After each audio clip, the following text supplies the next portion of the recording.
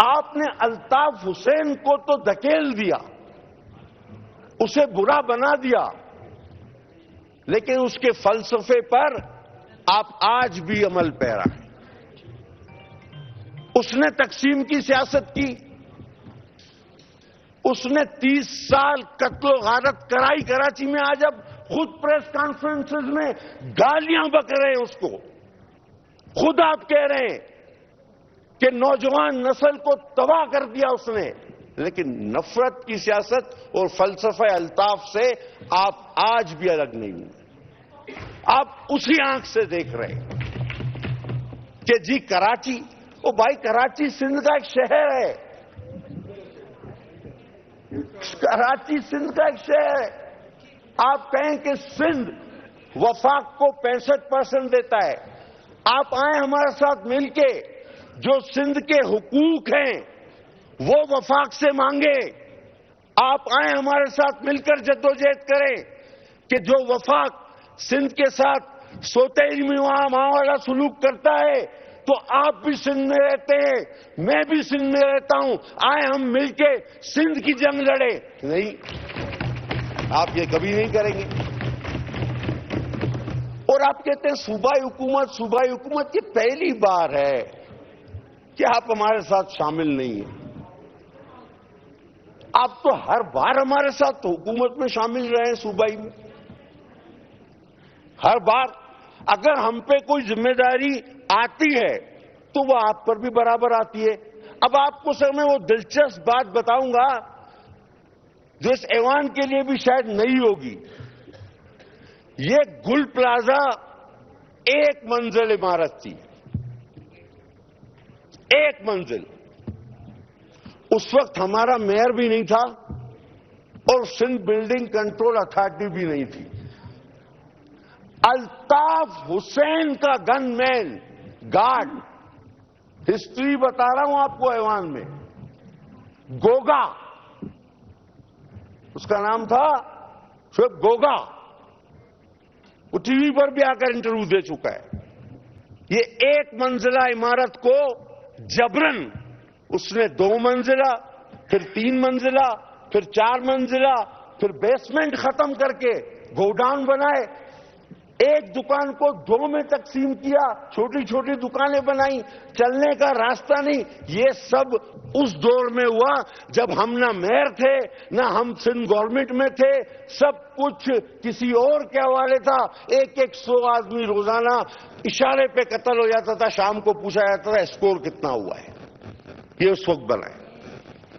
یہ گل پلازا اس دور کی نشانی ہے جو آج آپ کو آئینہ دکھا رہا ہے کہ تم نے میرے ساتھ کیا کیا ہے۔ آج جو وہاں میرے معصوم 60 یا 70 افراد اس ملبے میں دبے ہوئے ہیں، ان کی روحیں بد دعا دے رہی ہیں اس وقت آپ کو کہ جب وہ کراچی کے قاتل گلیوں میں دندناتے پھرتے تھے اور اس طرح کے ناجائز پروجیکٹ بنواتے تھے جس سے کوئی نہ باہر نکل سکتا ہے ایمرجنسی میں نہ اندر داخل ہو سکتا ہے۔ آج بھی ایسی کئی عمارتیں اور بھی موجود ہیں، اور اگر آپ ان کے بننے کا ٹائم، سن اور سال دیکھیں تو آپ کو پتہ چل جائے گا کب کون کہاں کس کرسی پہ بیٹھا تھا۔ کہاں سے آئی یہ چائنا کٹنگ؟ کراچی کی امیونٹی کہاں گئی؟ کس نے بیچی؟ پارک گراؤنڈ ہمارے کس نے ختم کیے؟ پلاٹنگ کس نے کی ناجائز؟ سپریم کورٹ میں موجود ہے یہ۔ اچھا، کیونکہ جب میں نے کہا نا کہ یہ 2 جماعتیں، جماعت اسلامی اور ایم کیو ایم، یہ ایک دوسرے کے کاموں کو اچھی طرح جانتے ہیں، تو یہی سپریم کورٹ میں بھی جماعت کہ جی یہ چائنا کٹنگ کرتے تھے، اور انہوں نے بہت حد تک یہ ثابت بھی کر دیا ہے۔ اور ان کا موقف ہے کہ نہیں جی یہ جماعت اسلامی کرتی تھی، ہمارا اس میں کوئی ذکر نہیں۔ اب 35-36 سال کے بعد آج جب پہلی بار کراچی میں پاکستان پیپلز پارٹی کو مینڈیٹ ملا، اور حیرانگی کی بات ہے کہ جو لوگ کہتے ہیں کراچی ہمارا، انہوں نے بلدیاتی الیکشن کا بائیکاٹ کیا ڈر سے کہ ہمارا کونسلر بھی نہیں جیتے گا۔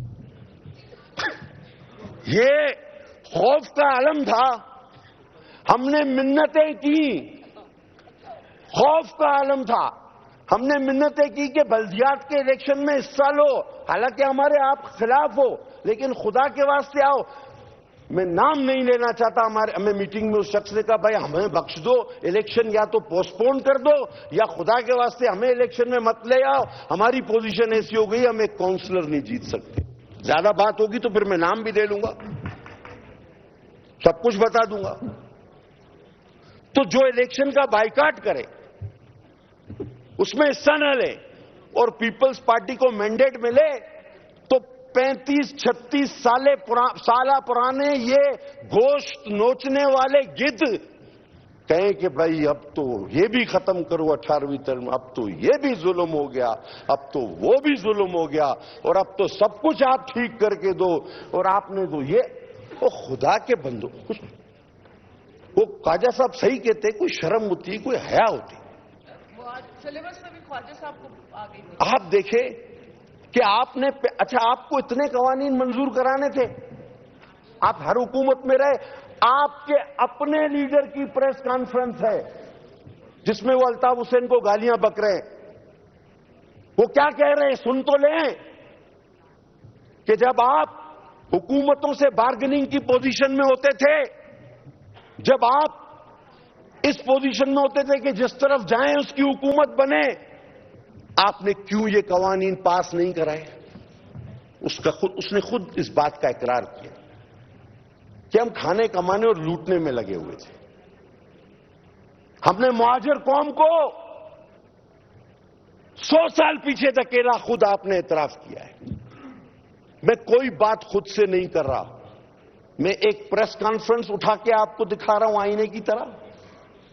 میں یہاں پر کی گئی ڈپٹی میئر کی تقریر اٹھا کر دکھا رہا ہوں آپ کو آئینے کی طرح. اور ایک تیسری چیز میں نے آپ کو یاد دلا دی, سانحات کا ذکر آپ نے کیا, سانحات حادثات کا ذکر آپ نے کیا. اتنے بڑے سانحے کا جو زنجیر دروازے پہ تالا لگا کر 360 لوگ مرے, سامنے لوگ دیکھتے رہے, وہ جلتے ہوئے مرے, کسی کو مدد نہیں کرنے دی گئی, اور جب سب مر گئے تو نیچے کیمپ لگا دیا. اس کا آپ نے ذکر ہی نہیں کیا. اور اس میں سزائے موت کس کو ہوئی؟ ذرا اس کا بھی نام لینا. Sector incharge MQM. کیوں نہیں کہتے آپ اس سانحے کا نام, کیوں نہیں لیتے؟ ہر سانحہ گنوایا نا آپ. تاریخ کراچی پہ ایک سیمینار رکھے,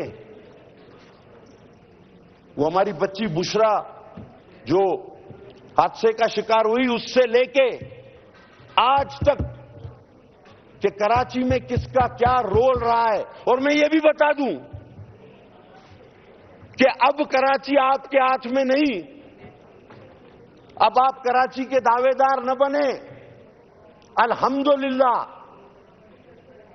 اب ہمارے پاس کراچی آیا ہے, جادو کی چھڑی ہمارے پاس بھی نہیں.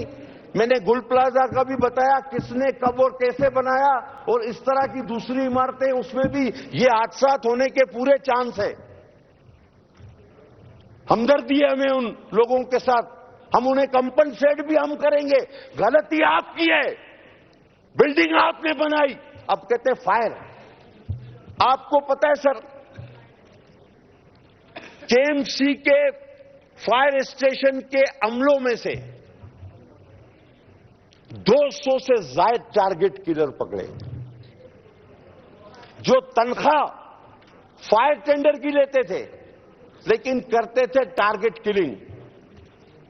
میں جتنی تفصیل میں جاؤں گا شاید تلخی میں چلا جاؤں.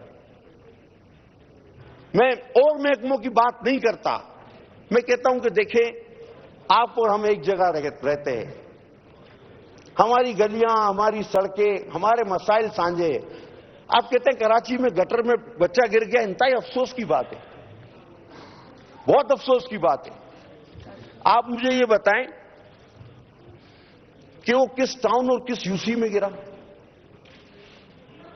اب اگر کراچی کی ہر گلی کے اندر ڈھکن لگانے کا کام بھی میئر کا ہے تو میں سمجھتا ہوں وہ میئر انسان نہیں جن ہو سکتا ہے. خود آپ کہتے ہو 3 کروڑ، میں کہتا ہوں 3.5 کروڑ کا شہر ہے کراچی، اور وہ بچہ جہاں گرا وہ ٹاؤن بھی جماعت اسلامی کا، وہ یو سی چیئرمین بھی جماعت اسلامی کا، اب وہ گلی میں بچہ گرا تو قصور پیپلز پارٹی کا۔ تھوڑا سا تحقیق تو کر لیں، کیونکہ آپ کو تنقید ہم پہ کرنی ہے۔